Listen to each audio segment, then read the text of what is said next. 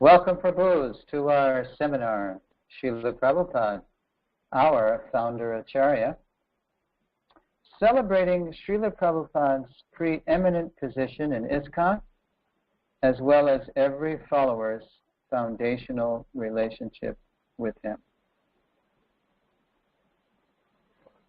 First, we'd like to show you a brief overview of the seminar. There's Srila Prabhupada in a famous Founder-Acarya photo. It was taken in 1967 early, before his first followers even were aware of the phrase Founder-Acarya. His New York followers were feeling lonely for him because he was in San Francisco, and they asked, "What should we do? We feel lost without you." And Prabhupada wrote back, "Well, just follow my instructions, hold classes, perform some kirtan, chant Hare Krishna, and you can put my picture on my seat." So they said, "But we don't have a picture of you." So then Swamiji, as they called him at the time, had a new recruit in San Francisco named Roger, who later became Guru Das, take many photos, and this was one of them. So in our seminar, first of all, we'll have a Sambandha section. We're going to be following the classic Vedantic progression from Sambandha to Abhideya to Prayojana. Sambandha in our context means knowledge of our relationship with Srila Prabhupada, and that will be lessons 1 through 3. Today's lesson we call the Spiritual Masters. Lesson 2, the Founder-Acarya, the origin and development of that concept of Founder-Acarya. Lesson 3, how our Srila Prabhupada fulfilled that Founder-Acarya role like no one ever has. The Abhideya section means once we've understood more deeply Prabhupada's relationship with all of us, all generations of his followers, as our Founder-Acarya, then we're prepared to commit more to his mission. So Abhideya is very mission-oriented. Lesson 4, his mission's roots, from the moment he met his spiritual master to the moment he stepped on the Jaladuta. It's all Western preaching history. Lesson 5, how Prabhupada's planned mission exploded onto the world stage as ISKCON, his ISKCON branch, ending up at the great unfulfilled phase of the mission, Varnashram, which is lesson 6. We'll look at his Varnashram challenge, why it still remains a challenge, why and what to do about that challenge, how to meet it. And then finally we end up with how to find our own individual mission within his mission. So that's Abhideya. And once we commit more to Srila Prabhupada's mission, then we can talk about how to deepen our love for Srila Prabhupada, which is Prayojana. Lesson 8, to love is to cooperate, and we'll discover that Prabhupada said that not only at the end of his life, but he was saying it all the time, at the beginning, the middle, and the end. It's kind of like the Mahavakya, his great utterance for all of his followers. Before the last lesson, lesson 9, we look at fictional Prabhupads. In other words, misconceptions about Srila Prabhupada, both impersonal and sentimental. And once we dispel those, then we can enter into the final lesson, an authentic individual relationship with Srila Prabhupada. We call it your Srila Prabhupada. That's the overview. Now, lesson 1, the Spiritual Masters. In this lesson, we'll look at the oneness and the difference of God and Guru, as well as the oneness and difference of gurus. So there in the image is Srila Krishnadas Kaviraj Goswami, the author of Sri Chaitanya Charitamrita, and it was from his famous biography of Lord Chaitanya that I took the title for the first lesson. As you may recall, the first chapter of his whole work is called The Spiritual Masters. Let's take a look at a quote here on the slide.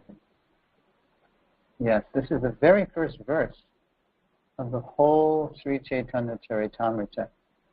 Quote, I offer my respectful obeisances unto my spiritual masters. Just before that quote, in his introduction, Srila Prabhupada wrote, he, Kaviraj Goswami, uses the plural here to indicate the disciplic succession.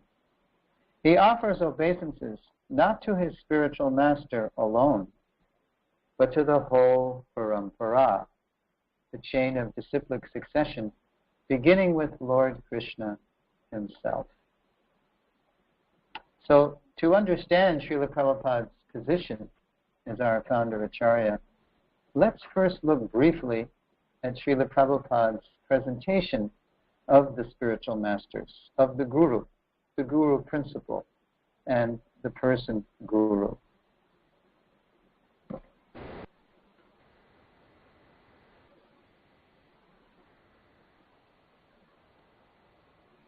There, Srila Prabhupada at New Vrindavan, 1972, addressing many Vyasa Puja Day, and he's describing the meaning of Vyasa Puja.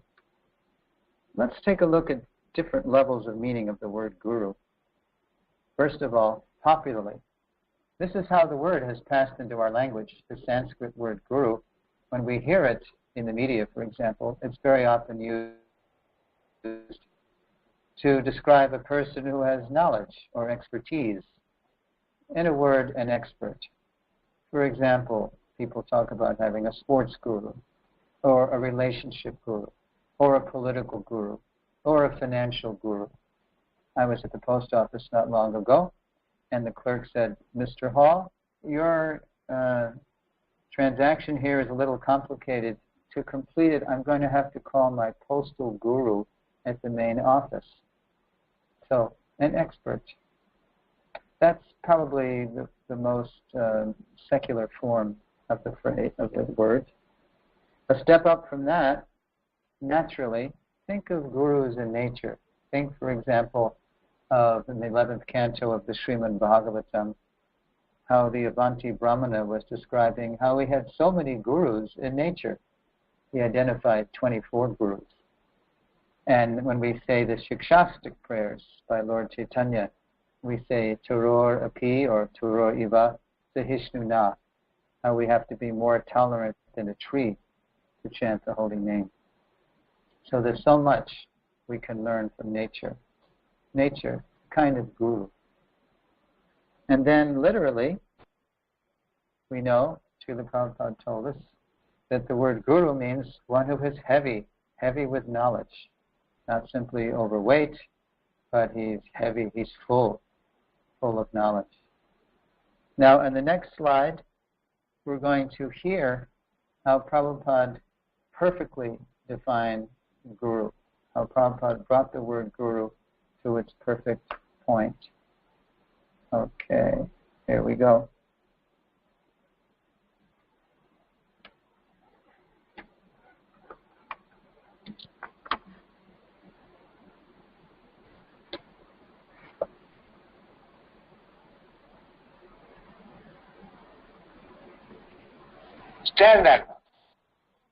Standard knowledge is received from the Parampara system, disciplic succession. Therefore, it is said, Srotriyam. Srotriyam means who has heard from the Parampara system. Srotriyam, and the result is Brahmanishtam. He is firmly fixed up in the service of the Supreme Personality of God.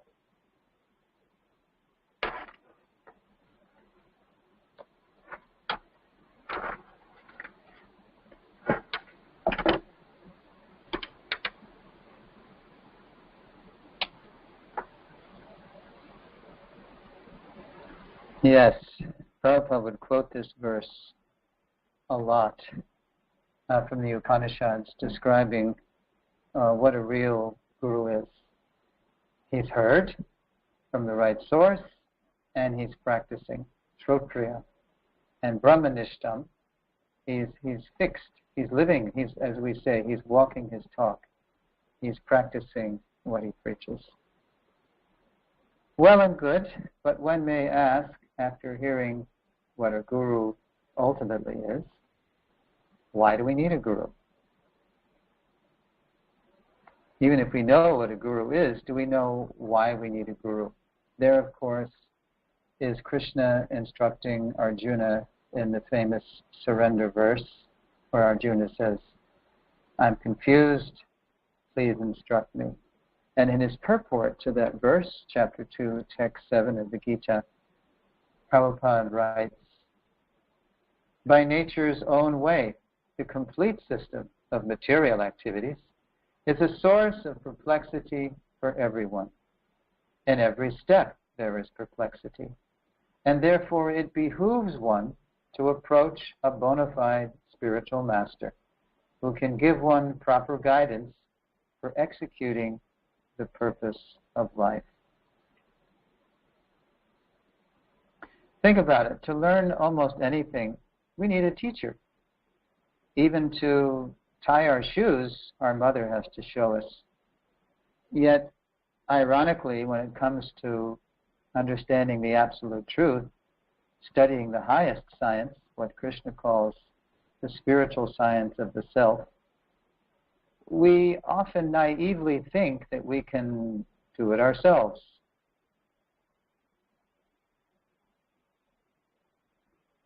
That's simply not the case. Now, once we understand why we need a guru, it's important that we connect with a genuine guru to whom we can surrender. In one sense, of course, all genuine gurus are the same. So let's look at how that's true. How is the guru one? Here's a quote from one of the compilation books compiled from Prabhupada's spoken and written word. It's called Science of Self-Realization. Prabhupada explains, quote, the guru is one because he comes in disciplic succession. What Vyasadeva and Krishna taught 5,000 years ago is also being taught now. There is no difference between the two instructions. Although hundreds and thousands of acharyas have come and gone, the message is one. So all genuine gurus are one because they deliver the same message in disciplic succession, going back to Krishna. As we'll see later in the seminar, Srila Prabhupada, he was inviting everyone to realize God and become a guru and join the parampara, join the distribution of Krishna's message according to our individual capacity. Here's a preview, a sample of Prabhupada's invitation. This is from a Bhagavad Gita lecture on the 17th of August, 1966, when people scarcely understood what Prabhupada was talking about. Here's the quote. People at the modern age, they are lacking this knowledge. So we require hundreds and thousands of spiritual masters who have understood this Krishna science. Therefore, we have formed this society, and we invite all sincere souls to take part in the society and become a spiritual master and preach this science all over the world. Hundreds and thousands. There's one quote where Prabhupada says, we want 10 million gurus. Not to replace or imitate him as the Founder-Acarya, but to carry on the message of the parampara. So all genuine spiritual masters, as representatives of Krishna, are one in message, but they also differ. So now let's take a look at how gurus differ. How is the guru different? One way that gurus differ is by the role they play in our lives. Here's a quote from one of Prabhupada's purports to that Spiritual Masters chapter. By the way, if you're curious about what's called Guru Tattva, or the truth of the Spiritual Master, this chapter of Sri Chaitanya Charitamrita, especially from, say, verses 32 through 63 of that very first chapter of the CC, called the Spiritual Masters, text 32 through 63, you get a real good primer, a real good overview of Guru Tattva. So here's one way that gurus differ, quote, by role. The initiating and instructing spiritual masters are equal and identical manifestations of Krishna, that's the oneness, although they have different dealings. Okay, different dealings. They play different roles in our life. To understand how those different dealings work, there's a Gaudiya scripture, an allied Gaudiya scripture, written by one of the Gaudiya saints in our line, Srila Narahari Sarkar. He wrote a short book way back in Lord Chaitanya's time. It's called Sri Krishna Bhajanamrita. And there's a lot about Guru Tattva there and Guru-disciple relationships. So in terms of roles, Narahari Sarkar says this, quote, kindly understand this example. Just as one respects one's father as a guru, so the father's older and younger brothers are also similarly respected. But nonetheless, the father is worthy of the most respect. Furthermore, if the father's guru comes, one should double the respect, and he is the spiritual father of the father, or the guru of the guru. He is offered twice the puja for respect. This behavior is recognized as appropriate by all authorities. So the initiating spiritual master is kind of like a parent, and the instructing spiritual masters are kind of like uncles and aunties. So think about that family analogy. In ISKCON's global family, as we just said, initiating gurus are like parents, and instructing gurus are our well-wishing relatives. But their prominence, who becomes prominent in our life? Their prominence in our lives depends on the relationships we develop with them. Sometimes, as in ordinary life, we are closer to our parents, and sometimes we are closer to our uncles and aunties. It just depends on how our life goes. But if all are our well-wishers, serving cooperatively in our Founder-Acharya's mission, then harmony prevails. Then there's no conflict. It all depends on that cooperative spirit. Okay, that's one way the guru is different, by the different roles they play in our lives. Another way the guru is different is by the different qualifications they have. And what I put on the screen here is an excerpt from an early letter to a disciple in Montreal, Canada, named Janardhan. Prabhupada is explaining two kinds of spiritual masters by qualification. Quote, a person who is liberated acharya and guru cannot commit any mistake. But there are persons who are less qualified or not liberated, but still can act as guru and acharya by strictly following the disciplic succession. So in this letter, Prabhupada is making it clear that the guru can come from either the liberated category or the non-liberated. And here's a corroborative reference from one of Prabhupada's purports, because sometimes references in letters don't hold as much weight because they're just given to different people at different times and places for different reasons. But here, Prabhupada, writing broadly in one purport in the 4th canto of the Bhagavatam, he says the same thing. Quote, This Krishna consciousness movement directly receives instructions from the Supreme Personality of Godhead via persons who are, and here's the same phrase as is in the letter, strictly following. Notice that phrase, strictly following his instructions.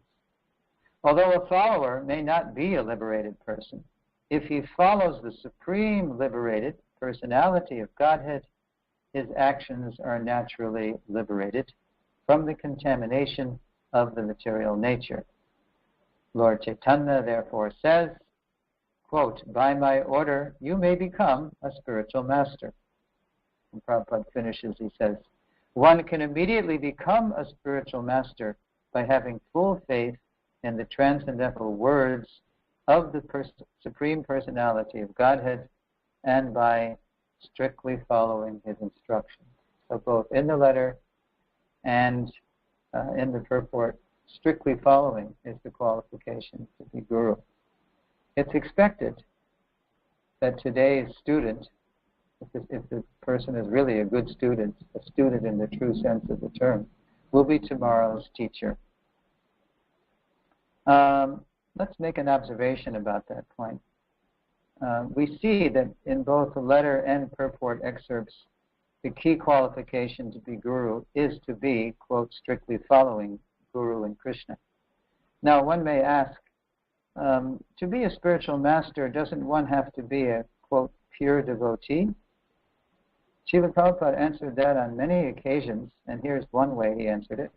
Quote, so pure devotee does not mean that one has to immediately become 100% pure.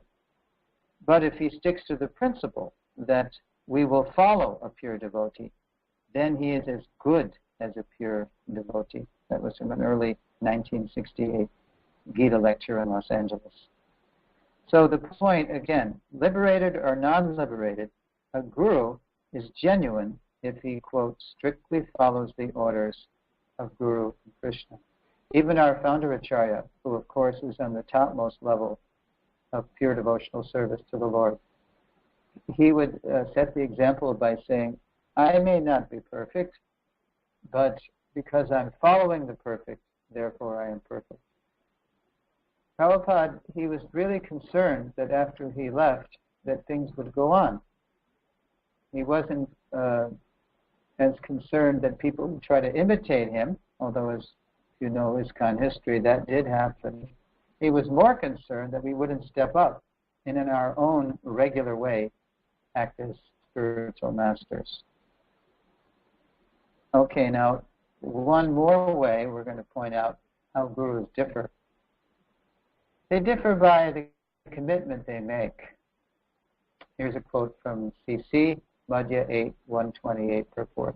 Quote, the spiritual master who first gives information about spiritual life is called the Vartma Pradarshaka Guru. Sometimes you see Pata Pradarshaka Guru.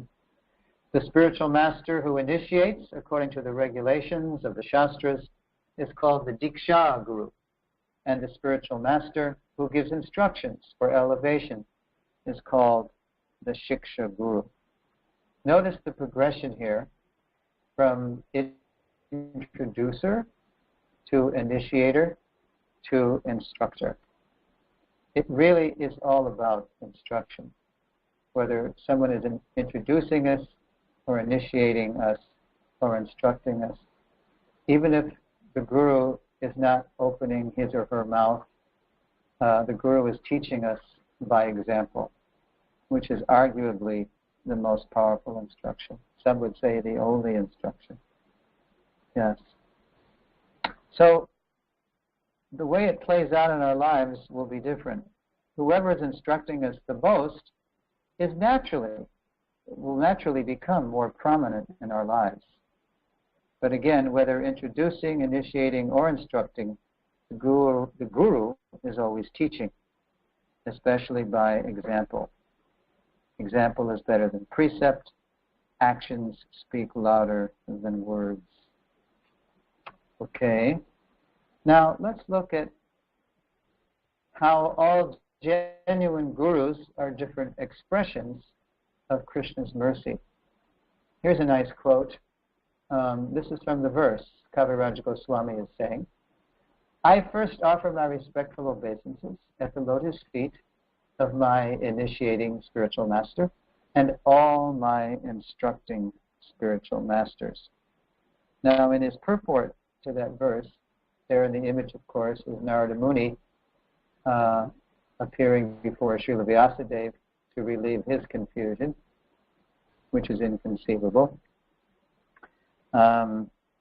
So in his purport to 135 Adi Lila, Prabhupada writes, quote, a devotee must have only one initiating spiritual master because in the scriptures, acceptance of more than one is always forbidden. There is no limit, however, to the number of instructing spiritual masters one may accept. And then listen to this last line, very interesting. Prabhupada concludes the paragraph by saying, generally, a spiritual master who constantly instructs a disciple in spiritual science becomes his initiating spiritual master later on. I'll read that again. Generally, a spiritual master who constantly instructs a disciple in spiritual science becomes his initiating spiritual master later on. That's CC Adi 1.35 purport. Now, in this last sentence, Srila Prabhupada is indicating the natural, normative, guru-disciple relationship that is sustainable over time. In other words, historically, this is the way it works. Prabhupada is reminding us that naturally, the one who gives you the most instruction is going to be your initiator. Now, presently in ISKCON, a relatively few number of spiritual masters are initiating dozens, hundreds, thousands, sometimes even tens of thousands of disciples, who often receive more instruction from local senior devotees. To help our guru-disciple culture become more local and sustainable, we need to train and empower, as Prabhupada said, quote, hundreds and thousands of such devotees worldwide to act as local spiritual masters, both initiating and instructing, as Srila Prabhupada has just indicated in that purport. And until that time comes, it's starting to happen. More people are starting to initiate, although I have to say it's much too slow. At least the instruction that people are getting, again, from their local Shiksha gurus, should be harmonious. It should be compatible with what their initiator is telling them. And of course, both should be compatible with the foundational instructions coming from our Founder-Acarya in his spoken and written word. Let's go to the next slide under the heading, All Genuine Gurus are Different Expressions of Krishna's Mercy. Here's a nice quote from Kaviraj Goswami, Adi 147. Quote, one should know the instructing spiritual master to be the personality of Krishna. Lord Krishna manifests himself as the Supersoul and as the greatest devotee of the Lord. And here's an excerpt from Prabhupada's purport to that verse. Quote, there is no difference between the shelter-giving Supreme Lord and the initiating and instructing spiritual masters. If one foolishly discriminates between them, he commits an offense and the discharge of devotional service. The way our history has gone in ISKCON, we very often place more emphasis on the initiator.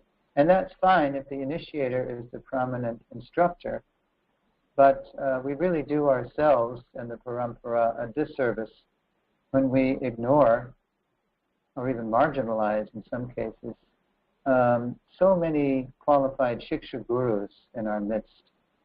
It really, if it takes a village to raise a child, as they say in Africa, we really have to recognize that it does take a sampradaya to raise a sadhaka. It takes many, many mentors to help us go back to Godhead.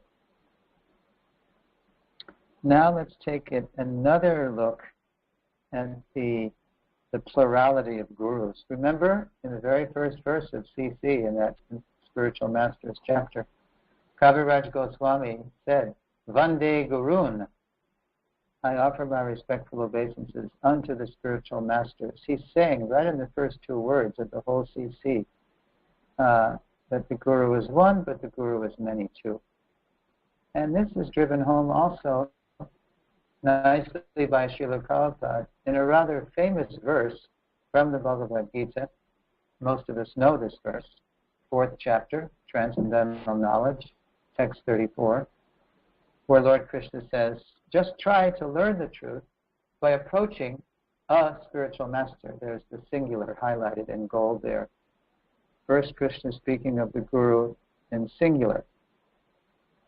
And then he continues, inquire from him submissively and render service unto him. So that's the proper combination for transcendental knowledge to be transmitted. Submissive inquiry and service. And then Krishna goes plural. The self-realized souls, plural, can impart knowledge unto you because they have seen the truth. Now, if you go to the Sanskrit, that's the way it reads, upadekshanti. Now, reflecting on, who the deliverer is here.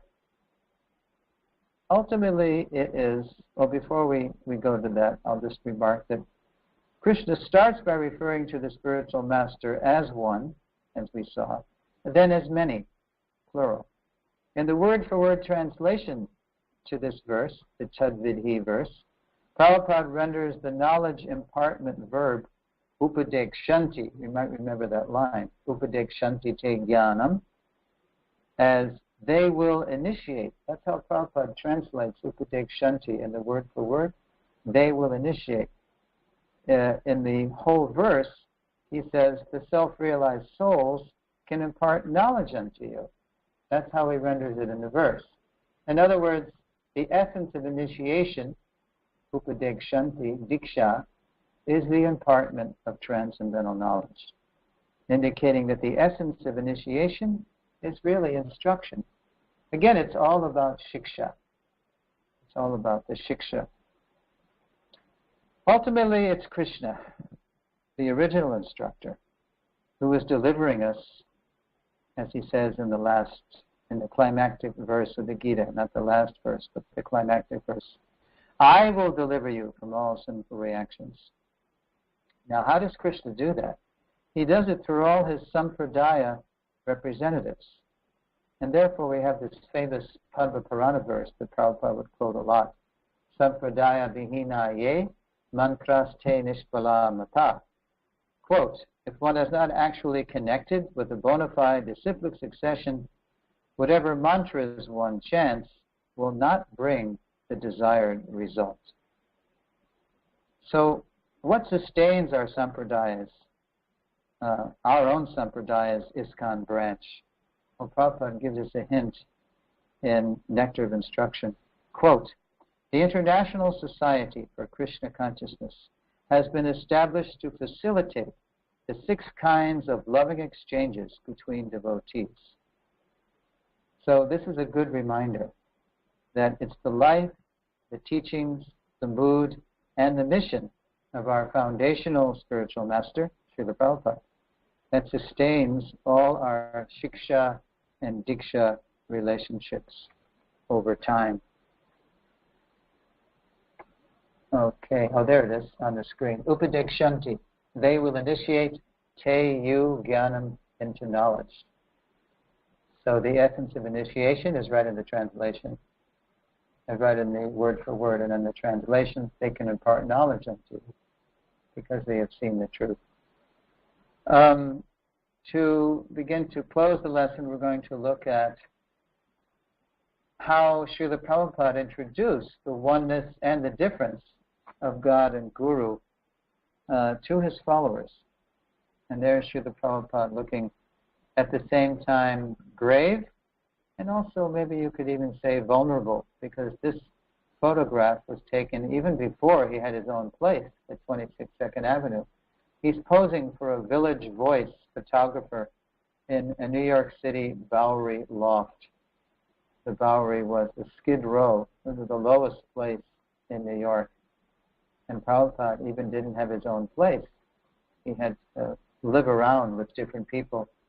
And the person who owned the loft turned out to be a kind of a crazy person that Prabhupada has to get away from. So there's Prabhupada in March 1966, and he's posing, June 66, just before he moved. Because when the person who was in charge of the loft went a little crazy on drugs, Prabhupada had to call up one of his serious listeners and ask him if he could help him get his own place, because his situation was untenable. He couldn't really launch anything solid until he had his own place. So there's Prabhupada posing for a rather famous photographer of the day named Fred McDarrah, who was covering a lot of counterculture scenes in New York at the time. So there's Srila Prabhupada.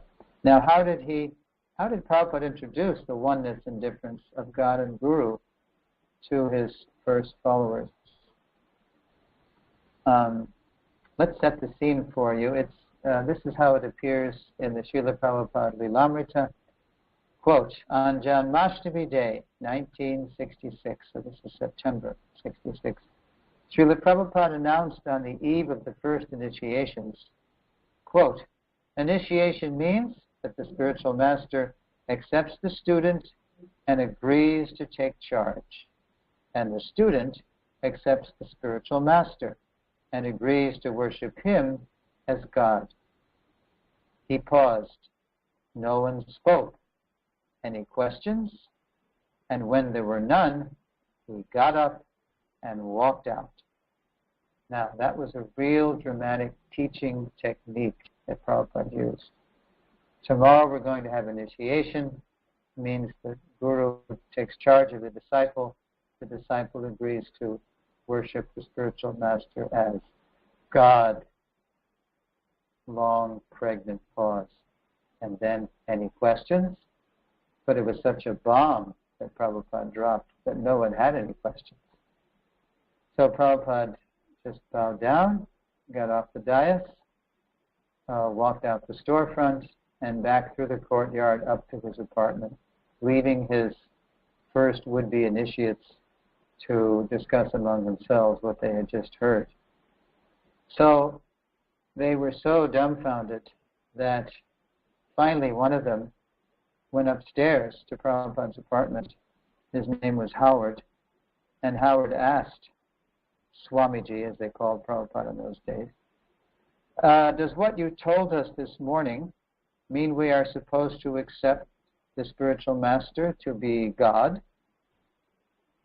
Prabhupada replies, that means he is due the same respect as God, being God's representative. Prabhupada replied calmly, then he is not God. No, Prabhupada said, and here's the punchline, God is God. The spiritual master is his representative. Therefore, he is as good as God because he can deliver God to the sincere disciple. Is that clear? And it was clear, and the devotees went ahead and they got initiated. Of course, they didn't really understand the full import of initiation and what it meant to be a disciple.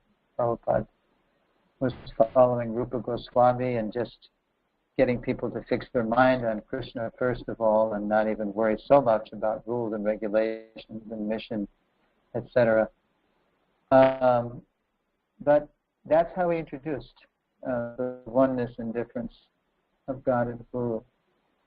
Okay, that is the spiritual master's lesson, and if I've been clear in my presentation and if you've been attentively listening, we should know by now different uses of the word guru.